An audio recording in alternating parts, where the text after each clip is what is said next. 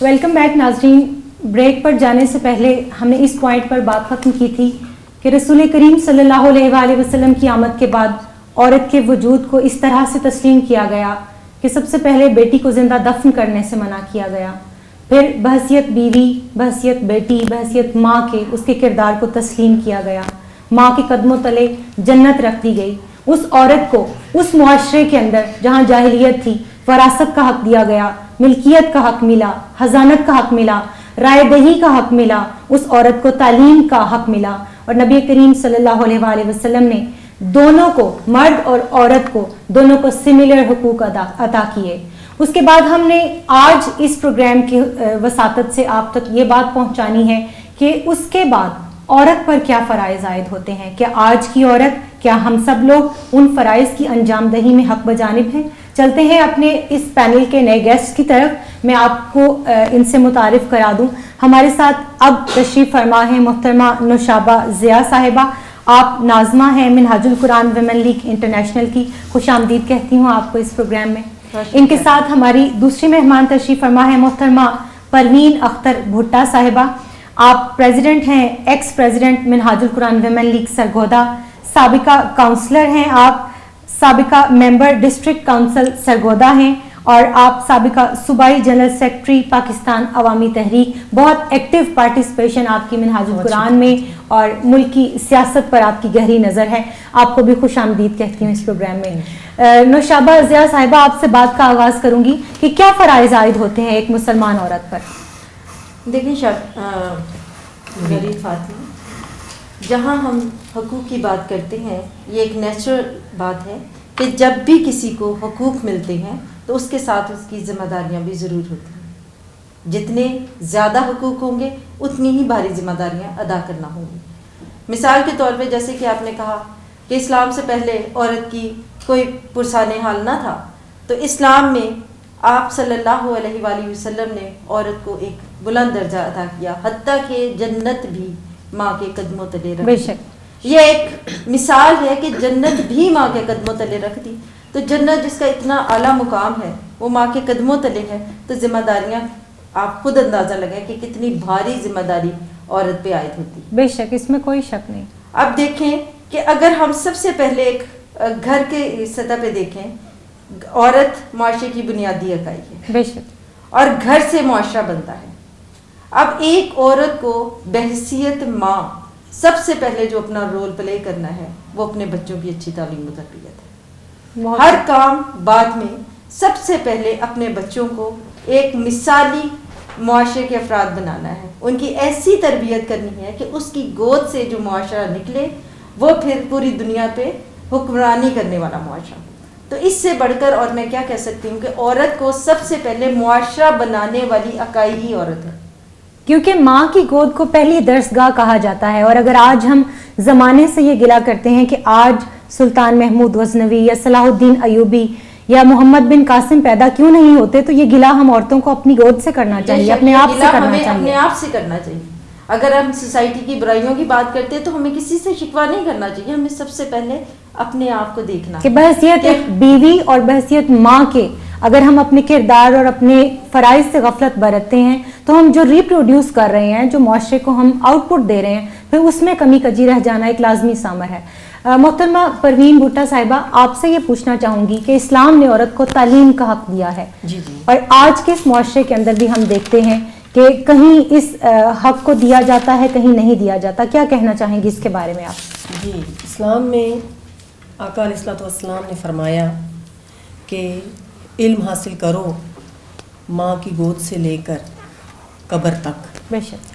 اور اس میں آپ صلی اللہ علیہ وآلہ وسلم نے کوئی تخصیص نہیں رکھی کہ مرد کے لیے علم حاصل کرنا ضروری ہے اور عورت کے لیے علم حاصل کرنا ضروری نہیں. بلکہ حدیث پاک میں تو مسلمون و مسلمات کہ دونوں کو علم حاصل کرنا دونوں پر فرض ہے. بالکل آپ نے درست فرمایا. اور اس کے بعد میرے آقا صلی اللہ علیہ وآلہ وسلم کا فرمان ہے کہ اگر کسی شخص کے پاس ایک لونڈی ہو اور وہ اسے تعلیم دے اور وہ تعلیم اچھی تعلیم ہو، پھر وہ اسے آداب مجلس سکھائے اور وہ آداب مجلس اچھے ہوں، پھر اس کو آزاد کر کے اس کے ساتھ اگر نکاح کر لیتا ہے تو اس کے لیے دوہرا اجر ہوگا. بہت وہ دوہرا اجر کیوں ہوگا؟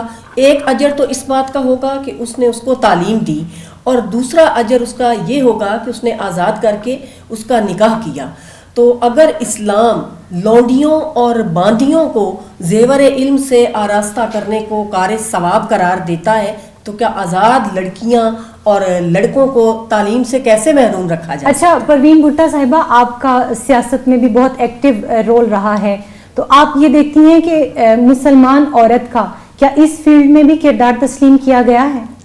مسلمان عورت کا بالکل اس فیلڈ میں کردار تسلیم کیا گیا ہے کہ اگر اسے تعلیم سے آپ دور رکھیں گے تو وہ جدید علوم جو ہے ان سے کیسے واقف ہوگی. پھر اس کے بعد اگر وہ خود پڑھی لکھی ہوگی تو اپنے بچوں کی تعلیم جو ہے وہ بہتر ان کو تعلیم دے سکتی ہے. آگے تعلیم کے حوالے سے اس نے ڈیفرنٹ فیلڈ چوز کرنے ہوتے ہیں، اس میں اگر وہ خود پڑھی لکھی ہوگی تو وہ بہتر فیلڈ جو ہے اپنے بچوں کے لیے ان کی چوائس کے حساب سے چوز کر سکتی ہے، اپنے بچوں کی بہتر تربیت کر سکتی ہے. اور میں یہ سمجھتی ہوں کہ منہاج القرآن ویمن لیگ ایک ایسا پلیٹ فارم ہے، اور حضور شیخ الاسلام ڈاکٹر محمد طاہر القادری مدد اللہ العالی کی ذات وہ ذات ہے جس نے ہمیں یہ ویژن دیا ہے. اور آپ کا ماشاءاللہ بہت گزشتہ قریباً 2.5-3 دہائیوں سے اس تحریک کے ساتھ عملی وابستگی ہے، تو آپ نے سیاست میں بھی حصہ لیا، اور اس پر بھی بات کریں گے. اس سے پہلے میں چاہوں گی کہ ہماری جو اس وقت ناظمہ منہاج القرآن ویمن لیگ ہمارے ساتھ تشریف فرما ہے، آپ کیا کہنا چاہیں گی کہ منہاج القرآن ویمن لیگ نے پوری دنیا کے اندر خواتین کو ایک سوچ اور ایک نظریہ اور ایک ویژن دینے میں کیا کردار ادا کیا ہے؟ الحمدللہ منہاج القرآن ویمن لیگ نے خواتین آج کے اس گزرے دور میں خواتین کی اویئرنیس، ان کی ایجوکیشن، ان کی ویلفیئر کے لیے پوری دنیا میں جو ہے وہ اپنی ذمہ داری ادا کی ہے. اگر ہم اویئرنیس کی بات کریں تو جب اس کے ساتھ ہی ذمہ داری کی بات کرتے ہیں، جب کوئی اویئر ہی نہیں ہوگا کہ میری ذمہ داریاں کیا ہیں تو وہ ادا کیسے کرے گا؟ بالکل اسی طرح آج دور جو ہے، ہماری آج کی عورت جو ہے 2 تہذیبوں میں بٹی ہوئی ہے، 2 ایکسٹریمز کے درمیان الجھی ہوئی ہے، کنفیوزڈ ہے خواتین. ایک طرف تو ان کے اوپر دور جدید کی جو ہے وہ شدت کے ساتھ مغربی سوچ کی یلغار ہے، مغربی سوچ کی یلغار ہے، اور اس طوفان کے بہاؤ میں وہ چل بہہ رہی ہے. بالکل. اور اس بہاؤ میں وہ بہا چکی ہے اپنا وقار، اپنی عزت، اپنا بالکل، اور اپنی ممتا، سب کچھ کھو چکی ہے، اور وہ سمجھ رہی ہے کہ میں ترقی کر رہی ہوں. اس کی دوسری طرف اگر دیکھیں، دوسری ایکسٹریم یہ ہے کہ خواتین کے پاس ایجوکیشن ہی نہیں، انہیں پتہ ہی نہیں کہ ہمارے رائٹس کیا ہیں، ہماری ابلیگیشنز کیا ہیں. اب ان دونوں ایکسٹریمز کے درمیان منہاج القرآن ویمن لیگ جو ہے وہ اپنا رول پلے کرتی ہے. جہاں ایجوکیشن کی بات آتی ہے، انہیں ایجوکیٹ کرنے کی بات کرتی ہے کہ یہ دنیا کی ایجوکیشن، ایکڈیمک ایجوکیشن بھی ضروری ہے. دین کا علم لیں، تربیت یافتہ ہوں، ساتھ میں ایجوکیشن دیں تاکہ سوسائٹی میں اپنا رول پلے کر سکیں. اور وہ جو چادر اور 4 دیواری کا ایک کانسیپٹ ہے جس کو معاشرے میں بہت غلط انداز سے مغربی سوچ کے تحت امپلیمنٹ کیا جاتا ہے کہ اسلام تو یہ کہتا ہے کہ عورت کو قید کر کے گھر کی 4 دیواری میں رکھ دیا جائے اور وہ چادر اوڑھ کر جو ہے وہ رہے اور کوئی کام نہیں کر سکتی، باہر نہیں آ سکتی، تعلیم پر اس کا کوئی حق نہیں ہے. جہاں تعلیم حاصل کرنے کی بات آتی ہے وہاں لڑکوں کو پریفر کیا جاتا ہے کہ منہاج القرآن ویمن لیگ کا کردار ہے. یہ اصل میں اسلام کے کانسیپٹس نہیں ہیں، یہ لوگوں نے اس کو ٹرانسپلانٹ کیے ہیں. بالکل اسلام کے ساتھ ان کو جوڑ دیا اور ایک غلط انٹرپریٹیشن جو ہے وہ لوگوں کے سامنے پیش کی گئی. اسلام نے، جیسے کہ آپ پہلی نشست میں اس کو بڑی ڈیٹیل کے ساتھ ڈسکس کر چکے ہیں، کہ اسلام نے تو عورت کو ہر فیلڈ میں مقام دیا، حتیٰ کہ پارلیمنٹ میں اور مشاورت میں کوئی ایسی فیلڈ نہیں ہے جس میں عورت کا جو ہے وہ حصہ شامل نہیں ہے.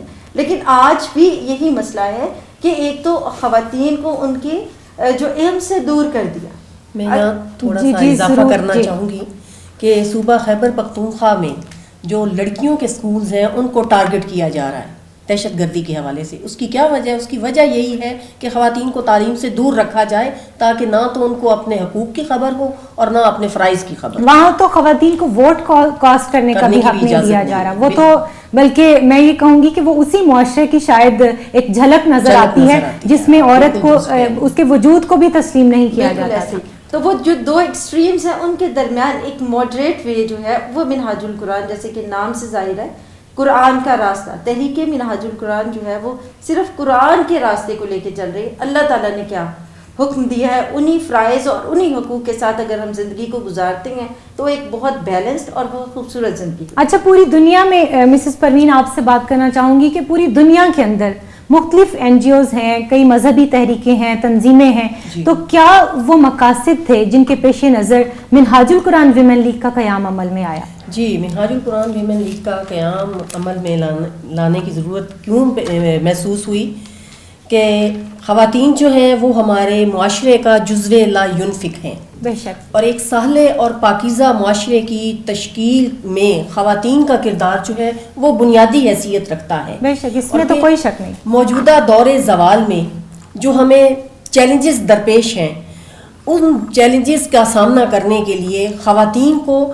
ان کی ذمہ داریوں کا احساس دلانے کے لیے منہاج القرآن ویمن لیگ جو ہے اس کا قیام 5 جنوری 1988 کو عمل میں لایا گیا، اور اس وقت سے یہ مصروف عمل ہے.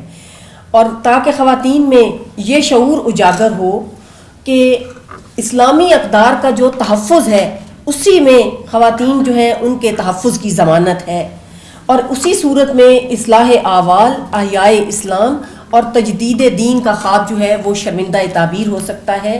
تو ویمن لیگ کا، منہاج القرآن ویمن لیگ کا مقصد تعلق باللہ، ربط رسالت اور رجوع الی القرآن کے ذریعے مسلم خواتین کی فکری، عملی، اخلاقی اور روحانی تربیت کرنا. بے شک. اچھا، اس میں جب آپ نے تربیت کی بات کی تو میں چاہوں گی کہ محترمہ نوشابہ صاحبہ اس حوالے سے ہمیں تھوڑا سا گائیڈ کریں، بتائیں کہ اس وقت منہاج القرآن ویمن لیگ کن محاذوں پر کام کر رہی ہے؟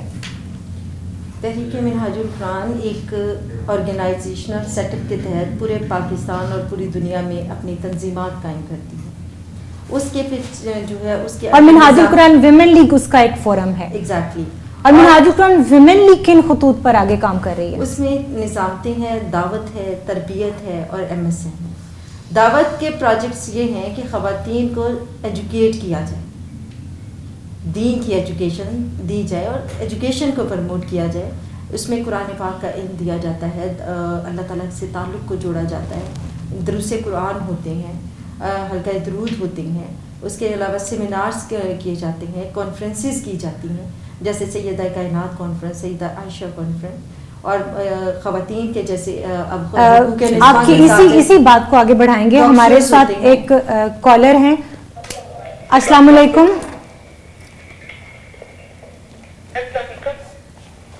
السلام علیکم. وعلیکم السلام. کون کہاں سے بات کر رہی ہیں؟ جی میں عریج فاطمہ بات کر رہی ہوں اسلام آباد سے. عریج فاطمہ اسلام آباد سے، آپ کو خوش آمدید کہتے ہیں. کیا کہنا چاہیں گی آج خواتین کے عالمی دن کے موقع پر اس نشست میں؟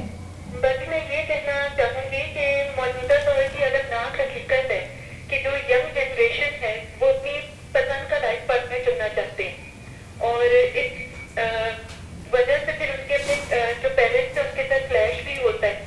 تو آپ مجھے یہ بتائیں کہ اسلام اس ایشو کو کیسے ڈیل کرتا ہے، اور کیا اسلام لڑکی کو پسند کی شادی کی اجازت دیتا ہے؟ بہت شکریہ، بہت شکریہ. یہ عریج فاطمہ تھی اسلام آباد سے، ان کا سوال آپ نے سنا، کیا کہنا چاہیں گے اس کے بارے میں؟ عریج فاطمہ نے بہت ہی ایک کامن ایشو کو ہائی لائٹ کیا ہے. تو یہاں بھی میں دو اچھا، ان کا جواب ہم ایک بریک کے بعد لیں گے. ابھی ایک مختصر سے وقفے کا ٹائم ہوا چاہتا ہے. ناظرین، آپ سے ملاقات ہوتی ہے اس وقفے کے بعد، کہیں مت جائیے گا. ایک بہت امپورٹنٹ ایشو پر ہم اپنے پینلسٹ سے اس کا ڈسکس کریں گے اور جواب لیں گے کہ کیا اسلام نے ایک لڑکی کو، ایک عورت کو اپنی پسند سے اپنا لائف پارٹنر چوز کرنے کی پرمیشن دی ہے.